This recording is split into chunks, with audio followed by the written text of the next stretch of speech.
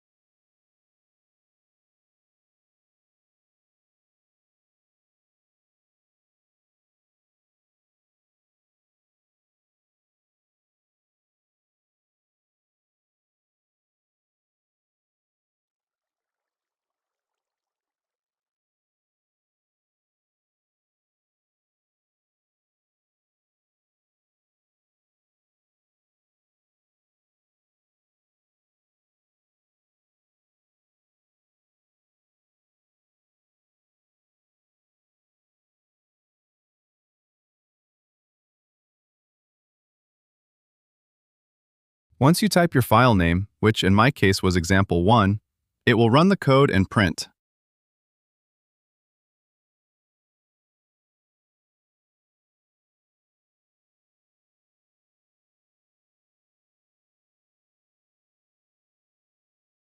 If we remove floppy1, the example1 program will not run, as it is stored on floppy1.